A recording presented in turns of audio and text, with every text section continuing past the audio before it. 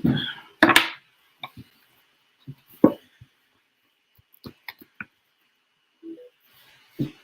shalom, shalom.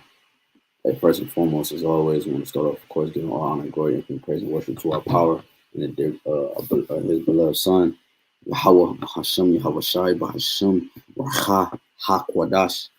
Double honors to our apostles, our elders, great millstone, who will teach on sound doctrine, strong shalom, to the hopeful elect, and the rest of the large multitude of men, women, and children, that the Lord will have mercy on in these last days. All right, it's your brother Kadash, representing the GMS branch here in Cleveland, Lord willing, to bring out a edifying lesson through the spirit and power of YAHWASHI. All right. All right. Shalom to everybody tuning in on this late night. Lately, because of my schedule, I've been having to go live later. But I will RAWCHAA, you know what I'm saying? I can go back to like during the day. You know what I'm saying? So spirit jump on me. But title of this lesson is Prove a Friend, man, you know, because it was something that was said to me from a brother in Milwaukee, GMS branch in Milwaukee, man. You know, that stuck out, you know, to me because, you know, we was conversating, and he had mentioned that basically what the title is, man, YAHWASHI, because I had, you know, sent him exhortation through the spirit, and he replied, and this is where the inspiration come from, the brother from Milwaukee. So this title again, this lesson is Prove a Friend. Just briefly going into the inspiration of this lesson, just bringing out some scriptures to edify. Lord willing, it is edifying, because he had mentioned that you know, YAHWASHI is proving this. You know, we all going through it. Brothers is going through it. Sisters too, man. You know, sisters is going through their trials and their tribulations. Brothers, of course, are the men of the Lord that's teaching on the highways and hedges and making their lives a living bodies and their bodies a living sacrifice. All right, throwing up these video epistles, losing sleep, studying, and putting forth their best effort, man, in Babylon. You know, YAHWASHI sees that, man. Scripture talk about YAHWASHI will not forget the labor of love, your labor of love. So just we got to keep going. We got to keep going. We got to keep going, and we got to keep, Lord willing, we keep going to the end, man. All right, because again, the title of this lesson is Prove a Friend. All right, matter of fact, let me share the screen. You know what I'm saying? We get some scriptures and just close out, man. You know, bear with me.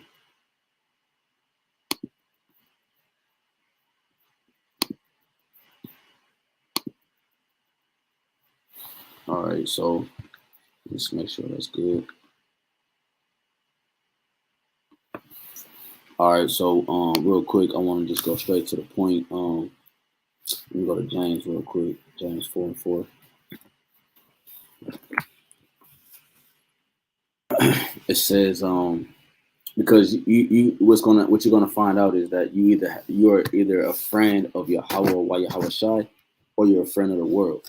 You know what I'm saying? And that's why the scriptures tell us to prove a friend and be not hasty to credit it, as we're going to get through the spirit and power of YAHWASHI, because everything, we can't see YAHWASHI, he's the true OG. All right, if you can understand. Okay, he's the original. You know what I mean? So everything everybody know in the world and move, how they do things, it comes from YAHWASHI, man. You know, you're not doing anything special. You see, so the Father, he requires of us to prove our friends. You can't just let any man in your house. You can't just, you know, maneuver with any man. When you look at YAHWASHI, and when you read the stories in the Gospels, and you read YAHWASHI when he walked the earth, you'll find out that he had, you know, the apostles and his men, but YAHWASHI always was around specific men. Okay, he was around a collective few. Okay, he was not always around the bunch. So because you have and we understand through the prophecies that you have men crept in unawares and different things like that. YAHWASHI, you know, was moving with what's the word, discernment. Okay, we are too move in discernment. Okay, that don't mean you be less of a brother, but that just means that you always are watchmen. We are called to be watchmen, and we are called to be circumspect in every aspect of our lives for the gospel and the ministry's sake.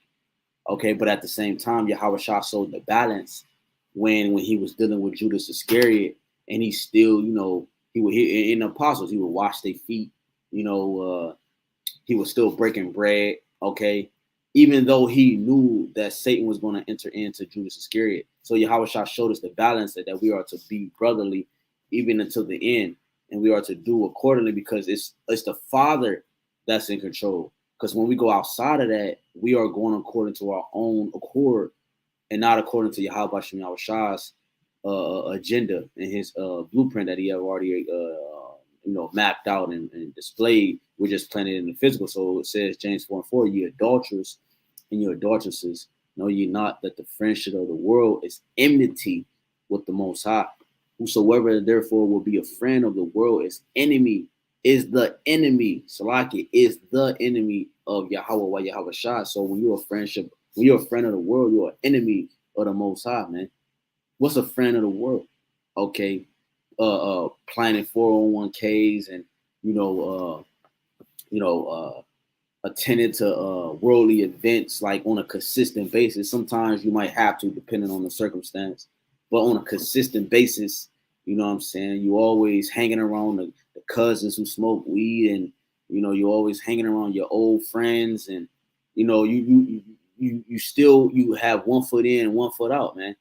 You haven't cut off anything. Don't you know the things in the world is cancerous? And what happens with cancers? Cancers have to be cut out and pushed out, or it will consume the whole body. So at some point, you have to make the decision to cut the cancer out of your life, and so that you can live. You see?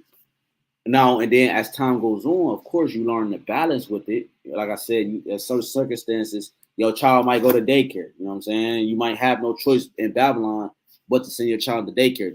You can't be over righteous with a lot of things. So, of course, you have to dibble and dab in the world, in terms of like maneuvering according to your, your livelihood, to put food on the table for your family, to, to maneuver here and there, to go to camp, or, So of course, don't be over righteous with don't be over righteous over much, okay, as the scriptures say, okay, and don't be I don't want to butcher the scripture, but don't be righteous over much, and don't be as the scripture go, you can't be ignorant of the little either. All right, you have to be balanced.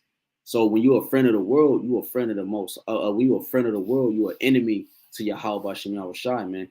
You see, because the things of this world are contrary to him. They hold a vibration that is not righteous. That's why people die. The Israelite man, woman, and child die. That's why we die as a people. That's why nothing in this world is prosperous. That's why nothing in this world has life in it, man. From the trees to the animals, to the fruit, to the vegetables, to the food, to the people, okay, to the gods that the people worship. Everything is dead in this society, man. Okay.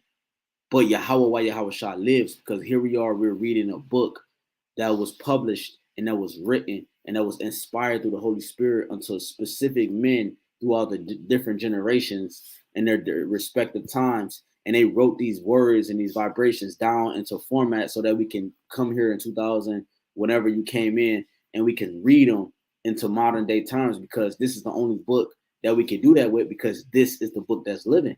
So with that, that means that the prophecies that are written in the book have to still come to pass. That's written in the so-called Old Testament and the so-called New Testament.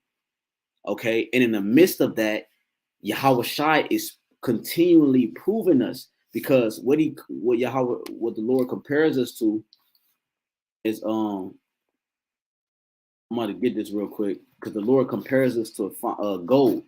You know what I mean? There's Lamentations.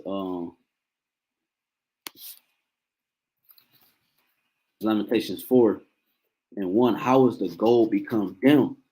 And I awfully bring out, if you watch the videos, all right, over the years, all right, the Spirit allowed me to bring out, going into an actual lesson about gold and how that, and going into how gold can't even be tarnished. Okay, it's a pure element which can't be tarnished. The only way, if it does get tarnished, right, is if it has like sometimes you might find gold like that wasn't properly dipped, it wasn't properly prepared, it wasn't properly purified, all right, in the fire. So it might leave like little holes. It might leave a hole, a small hole within the frame of the gold or somewhere on the gold. Well, when you do your research, when gold has a small hole on it, all right, or whatever, it allows oxygen to enter into the gold. Okay, and that's the only way gold, because it's a pure element. So that's the only way gold can be tarnished is if oxygen gets into the gold, and that's what happened to Israel, mainly the men. Okay, how's the gold become dim? All right, through the woman, of course, we know the breakdown. All right, but the man, when the man is taken out the way, everything else crumbles. All right, because the man is the corner, is the foundation to the family structure, as the foundation to society, okay, as is Yahawashi, and we are the bride to Yahawashi. So the man is the foundation to what functions properly amongst the environment. So it says, how has the gold become dim? You see, well, you might ask, I just said gold can't become dim, but well, how did we become dim as a people? We allowed another oxygen, another air to enter into us, which tarnished us, okay, because we're compared to fine gold. So that other air, that other breath, if you will, would be the philosophies and doctrines of this of the world, the nations, and the heathens. We learned their ways, and it consumed us as a nation to the point so much that we lost our heritage. To the point now, nobody know like you have Israel don't even know who they are. They're walking around thinking they're Gentiles, and what they call Gentiles. All right, not meaning it in the context of the scriptures, but meaning it in terms of like they're not the people. I had a lady tell me that before. She said, "No, no, we're not the Israelites. We're the Gentiles." You know. So are we completely strayed away from what we know as life, and we live like a heathen? We move and we bathe and we walk and we talk and we produce, all right, within our homes, and we have jobs. We do everything like a heathen as a nation, man. So it says, "How has the gold become dim? How is the most fine gold changed? The stones of the sanctuary are poured out in the top of every street. The precious sons of Zion, comparable to fine gold. How are they esteemed as earthen pitchers, the work of the hands of the potter?" You see, so again, because we allowed another breath to enter into us, which tarnished us, being that comparable to fine gold. So we are, but bringing it back full circle to the lesson, proving a friend, we are considered fine gold. We are considered, and we are likened unto fine gold. So, real quick, before I get that wisdom of Solomon, let me go to Sirach, chapter 6. It says, I'm going straight to the point. You know where I'm going. Sirach and then an Apocrypha for anybody that's new. All right, which are 14 books. All right, that the Catholic Church took out at a period of time. Okay, because it has so many heavy prophecies in it, and it's the missing link to the understanding of the Hellenistic period. All right, that consumed the Israelite man, woman, and child's mind for a period of time, for a period of 350 plus years. Okay, that consumed our minds. We are still in the results of the Hellenistic period of the Greco-Roman Empire.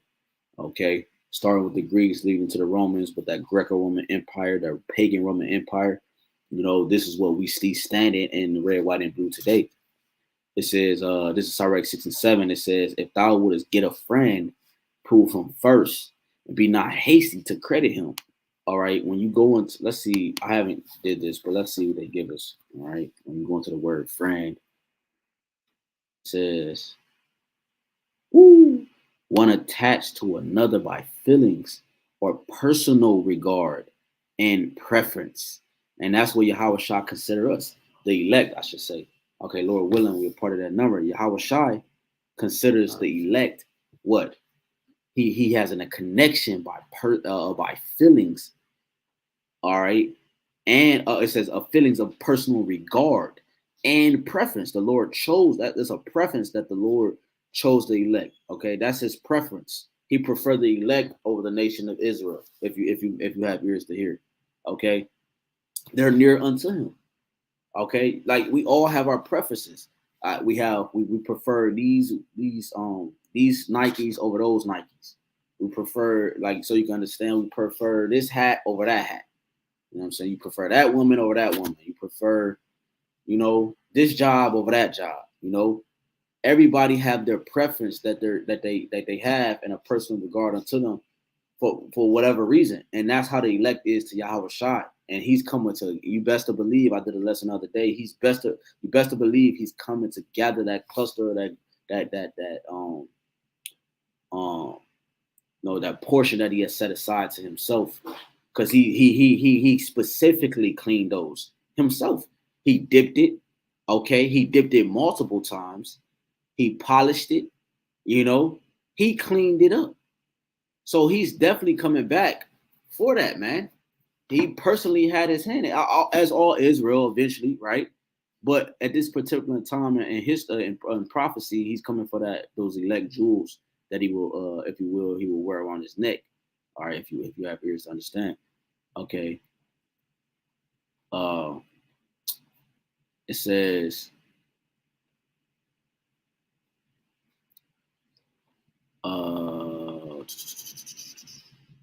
that's pretty much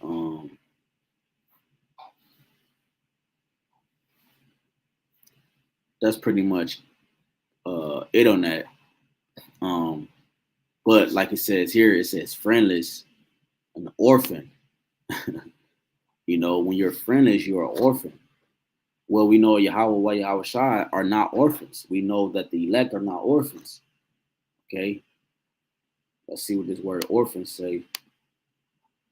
It says, I don't know if it's going to show on the screen. Sometimes I figured out that it doesn't by analyzing the videos, but it says an orphan.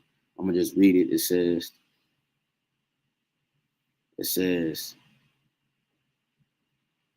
Salaki, hold on, bear with me. Orphan. All right, let's highlight it again because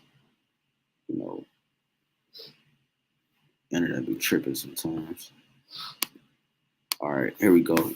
So this is the word orphan, a child whose parents are dead.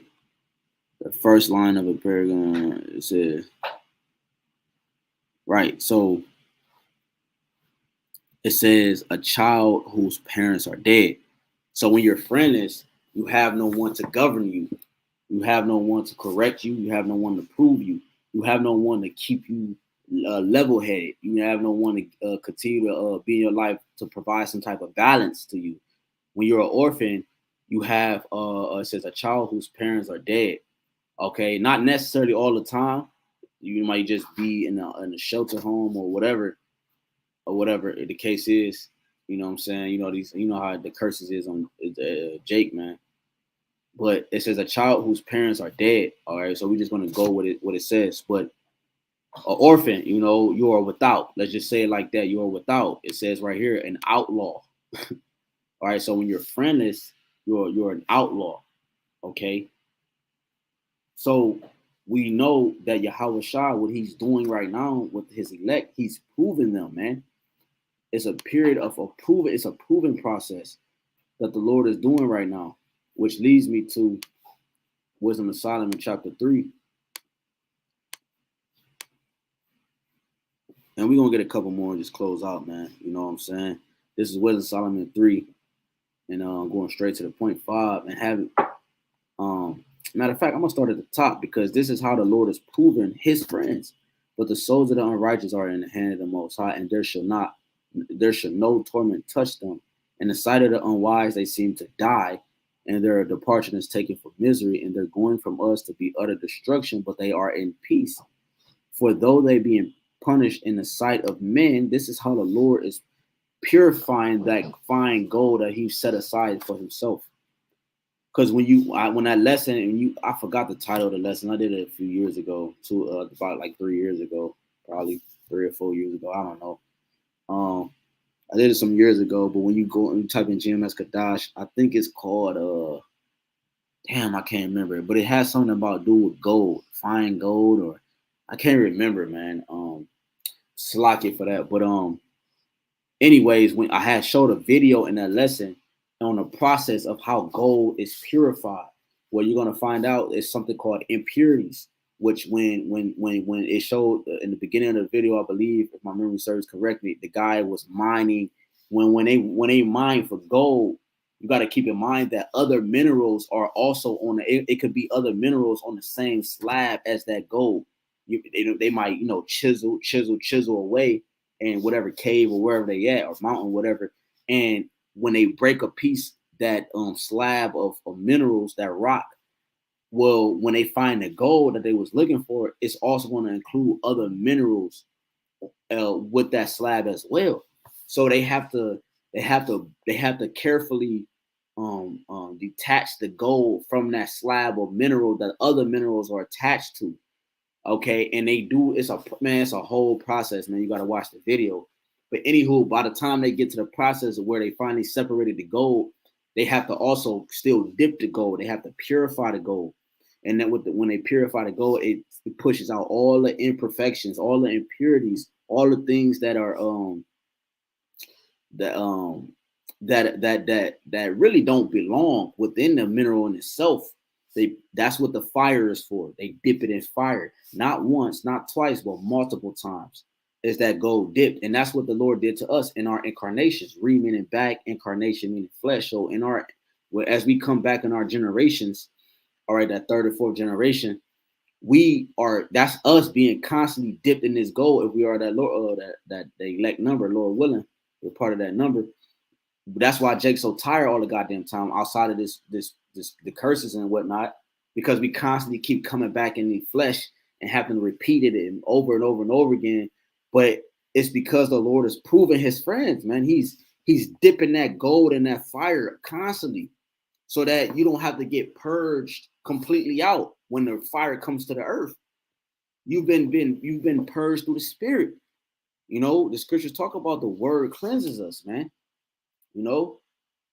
It says, for though they be punished in the sight of men, yet is their hope full of immortality, and having been a little chastised, that's that fire through the incarnations, all right, that they shall be greatly rewarded. For the Most High, YAHWAH, YAHWASHI, proved them and found them worthy for himself. So the Most High have set aside a cluster for himself, and he's proven them these friends. You see, that's how you know. Because look, a friend, what does a friend do? A friend knows more than your brother, your sister, your parents, your grandparents, whoever raised you, your spouse. A friend know more than everybody I just named. A friend knows the deep, dark secrets. A lot of murders that happen in the world are due to friendships. You know what I'm saying? One that knew the secrets to a secret layer. All right, you might have had a secret account that you didn't tell your spouse, but you told your best man or your friend. Yeah, I got a bank account in Bermudas or Puerto Rico. That short, you know what I'm saying? Whatever, I don't know, But friends know your secrets, and that's what the elect is to Yahawashi. The elect know the secrets, the dark sayings and the parables that Yahawashi has expounded upon. Okay, especially in these latter days, a friend know these things. That's why we can, Lord willing, we're part of that number. We can talk like this, man. Matter of fact, let me do this real quick. Let me go to Proverbs real quick. Let me get a couple more. Like I said, it's Proverbs 18. I'm going straight to the point of like verse 23, 24. Let's go straight to the point. 24. It says, a man that hath friends must show himself friendly, and there is a friend that sticketh closer than a brother. Again, proving the point that a friend is closer than your brother. A friend knows secret things. A friend is with you more than your brother. to some degree. Because think about it, even if you live with your brother, let's take it back to your teenage years when you live with your spouse or your not your spouse, but your siblings. Majority of the day, especially in Esau society, you're at school or at work. 17, 18, 16, you barely at home. So you're always going to be around that friend more than the people in your house. Even in later on in your years, when you work, you're going to be closer to the people at your job more than the people at your home. Okay, they see more of you than the ones at the house. That's how Esau's structure is set up. So just bringing it home, a friend that's sticking closer. There's a friend that's sticking closer than a brother. Okay, because a friend, okay, because look again, a brother, you know, he feels obligated. You know what I'm saying? Because he's a brother. Like I'm talking about like a blood brother. You know what I mean, or a blood sister. They feel obligated because like they supposed to take precedence over a friend just because they're so-called blood brothers. But no, this friend, this connection I have with this friend is more prominent than I have with you, which makes us more brotherly or brother, you know, close than our friendship or than our relationship. You know what I'm saying? So that's what YAHWASHI has done for the elect. All right, he has that relationship with the elect versus the whole Israel. You know what I'm saying? Okay, because if you have ears to hear, so it says if there is a friend that's sticker closer than a brother. When you go to St. John 15, we're going to get what the Lord said himself. This is St. John 15:15. It says, henceforth, no. I love this chapter. Let's start up. Let's start at 13. Because this is how much Yahweh Bashem Yahushua love his friends, which ultimately becomes a brother, which is a brother. The brothers we can't with are our friends, but what? They are brothers. Okay, which we're brotherly. We're brothers. Those are our real brothers.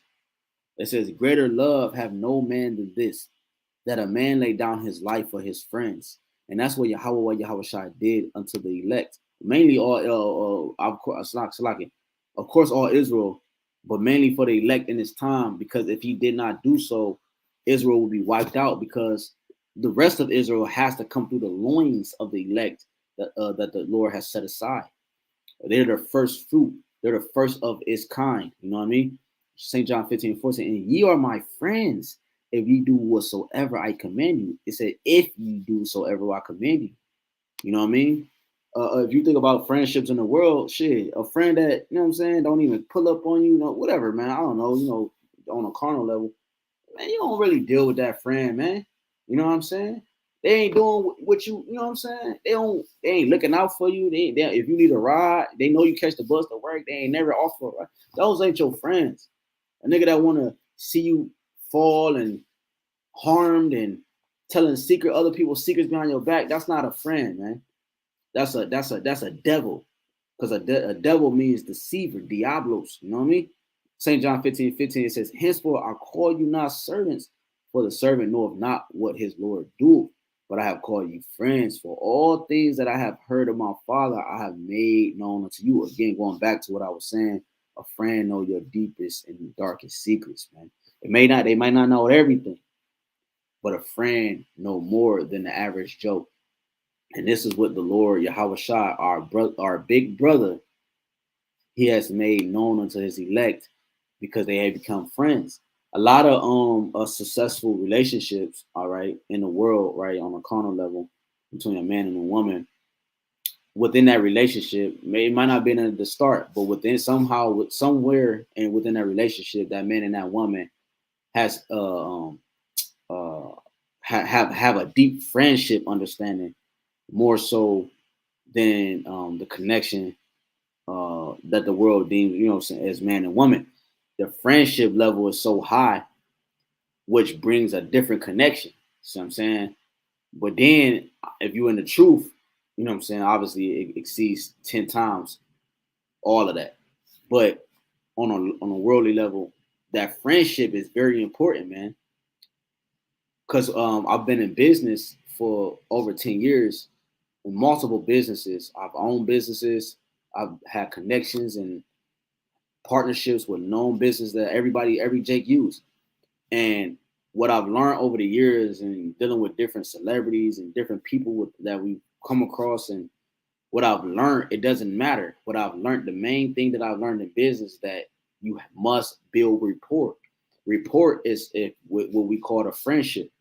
Rapport is gaining information about that individual that it's a sell tactic, of course, but what you do is when you build rapport, it builds trust between you and the client.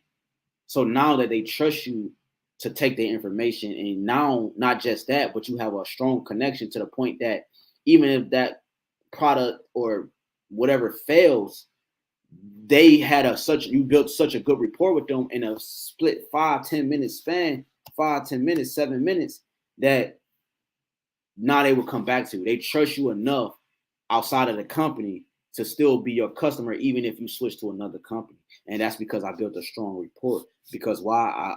I kindled that flame. I built that connection, that friendship, okay, in a short period of span. Because you got brothers that's going to come into the ministry at the last hour.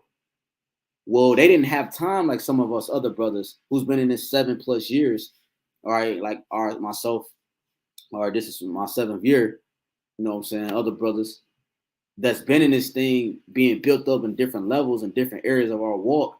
You're not going to have, every brother's not going to have that. They're going to come in at the last hour. So what that means is that the Lord shrunk up the time frame. It's the same amount in their portion, if that makes sense. Okay. So the Lord has made known unto all his friends the things that they need to know, because that's what a friend do.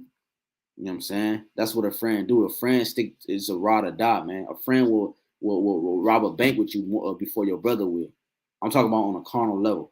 All right, so you can understand. So YAHWASHI is proving his friends.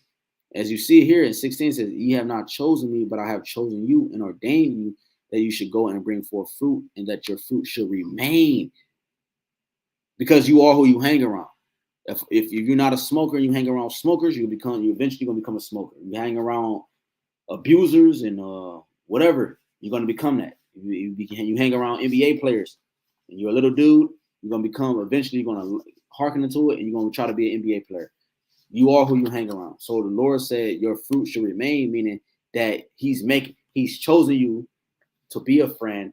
So he's going to give you information so that you can remain, which means that the information you obtain, you're eventually going to pass it down to other individuals, which means that they're going to also gain life and obtain this way of living, and they too will remain, because it came from the source, which is YAHWASHI, which is divine.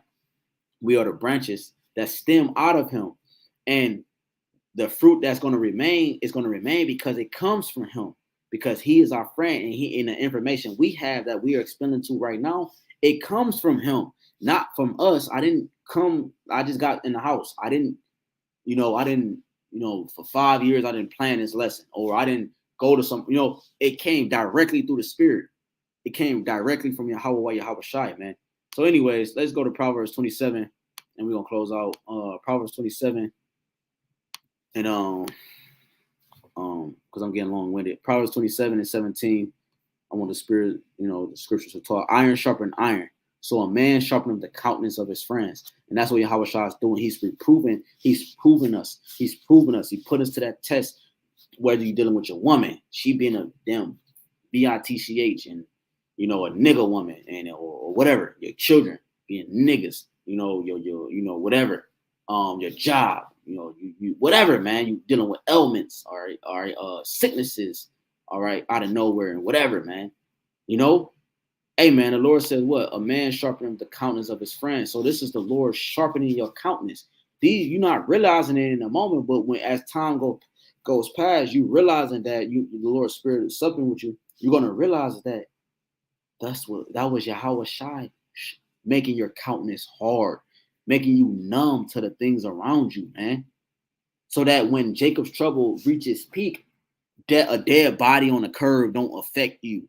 Your grandma getting slaughtered in front of you don't affect you. Your wife getting taken in front of you does not affect you. Your children being taken, you being taken, you about to go into that guillotine does not affect you, man. Instead of that fleshly substance affecting you, the spirit overtakes you, and now you can give Yahweh Yahweh praise in that moment instead of being what, fearful hearted and faint hearted, as the scripture says in Sirach 2. You know what I mean? So closing, let's get Ecclesiastes 9. No. Salaki. I'm thinking of verse chapter 4, verse 9. Khan, the water, Yahweh Bashim Yahushua. Let's start at 8. Let's start at 7. All right. Then I returned and I saw vanity under the sun. There is one alone, and there is not a second. Yet he hath neither child nor brother or orphan. Yet is there no end of all his labor. Neither is his eye satisfied with riches. Neither saith he, for whom do I labor and bereave my soul of good? This is also vanity. Yet it is a sore travail. Two are better than one, because they have a good reward for their labor. For that, Yahushua said, if 2 or 3 gather in my name, there I am in the midst of them. It says, for if they fall, the one will lift up his fellow. What happened with Yahushua? Yahushua, what did Yahushua first? What did Yahushua tell us? He said we have to bear our cross, right? Didn't Yahushua bear his cross? But what happened when he carried his cross? Did he carry it alone? Of course. But what happened when he was getting close to being crucified? He had someone help him carry his cross. 2 is better than 1, as verse 9 just said. 2 is better than 1. Okay, that's why Yahweh. All right, that's why Yahweh gave us what? 2 hands, 2 arms, 2 nostrils, 2 eyeballs, 2 legs, 2 buttocks, 2 butt cheeks. You know what I mean? 2 testicles. You know what I'm saying? To get deep. I mean, it's not even deep, but you understand what I'm saying. 2 nipples. You know what I'm saying? Like, I mean, everything on your body is divided. You can split it down the middle. It's 2. You go to Sirach 40. What's that? 42. All right, Sirach 33. There's 2 and 2, one against another. Okay, because even if you split us down the middle, it's not symmetrical. Okay, you're going to see one left eye slanted, then the right eye. Okay, but it's 2 and 2. It's a perfect balance. The Lord didn't just give us 1 leg. We came out with 2 and 2. You see animals, deers, rabbits, cats, bears, tigers, 2 and 2. Because that's balance. Night and day, boy and girl, man and woman. Okay, good and evil. That's the balance. So it says, for if they fall, the one will lift up his fellow. So we are 2 carrying our own cross. Let every man work out his salvation with fear and trembling. But we have the brotherhood. See, the Lord gave us a help me, our wives, if she not being a damn demon. You know what I mean?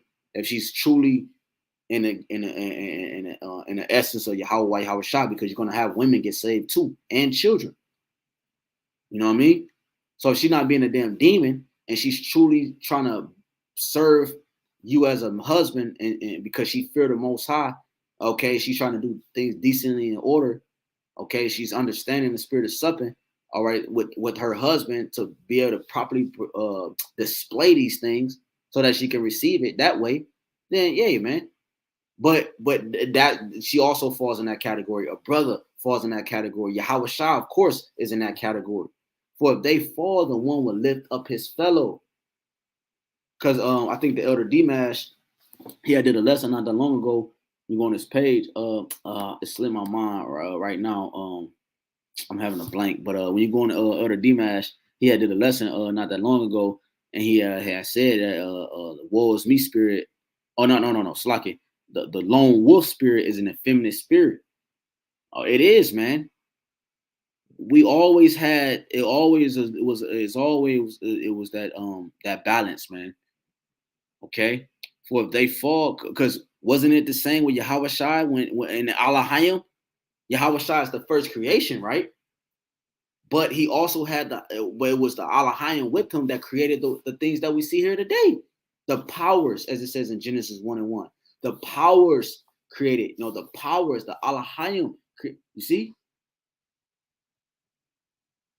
the Father and the Son. You see, that's that duality. That's that double. That's that two. All right. It says, for if they fall, the one will lift up his fellow. For woe to him that is alone when he falleth, right? Because you're not gonna have no one to lean upon, for he have not another to help him up. Again, if two lie together, then they have heat. But how can one be warm alone? Right? It's cold out. It's cold, but you can't even. You know what I'm saying? How you gonna warm up by yourself? When you put your body, one body to another body, you stay warmer that way. You hug, and you know what I'm saying? Again, if two lie together, then they have heat. But how can one be warm alone? So, 12, and if one prevail against him, two shall withstand him. And a threefold cord is not quickly broken, man. So, yeah, man. So that's pretty much through the Spirit. That's all I had on that. You know what I'm saying? Through the Spirit and power, YAHWASHI, YAHWASHI. You know, hey, we must prove a friend, man, and that's what YAHWASHI is doing for us. And we have to take also that same counseling into effect. You know what I'm saying? And apply the scriptures in our everyday life. Prove your friends, and it goes for the women too. You can't just be so, you know what I mean? You gotta move with wisdom, man. Move if you have a husband. You know what I mean? You move what he tell you. You move how he display it to you, man. You know what I'm saying? You know, because it's his role too to build you up too, man. He can't just be in the house, just be nonchalant, man. He also have to build you up too, man. You know what I'm saying? It's not always the case, but that's his role. All right, he's the head of the house, and his job is to build the household up. Okay, and on down. It's a chain of command: father, the wife, the children. Well, I'm gonna start like it says in 1 Corinthians 11. The Father Yahweh, the Son YAHWASHI, man, which is all right, the prophets, all right, and then man in general, okay, and then the woman, which is the wife, and then the children. Okay. So, hey, man, let everything be done decently in order. So, YAHWASHI has proven us. Hey, just hold fast, brothers. Stay strong. Like it says in Wisdom Solomon 3, the Lord has proven him worthy for himself. Okay. He set these things aside, which are the elect, the gold, all right, the precious jewels, which I mean by these things, the jewels. He has set them aside for himself. So no one else can pluck them. No one else can pick them. No one else can choose them but him, man. So Lord willing, this lesson was edifying. Again, I want to give all honor and glory, infinite praise and worship to our power. Yahweh, BAHASHAM, YAHWASHI, BAHASHAM, HAQADASH. Again, double honors to our apostle. It was a great millstone, rule well, teaching and sound doctrine. Shalom to the hopeful elect and the rest of the large multitude men and children. Let the Lord have mercy on these last days. Hey, again, it's your brother Kadash. Hey, Mwaf like a ball, Bible ball, DTA soon. Hey, keep on doing Akim and Akwaf. All right, shalom. Till next time.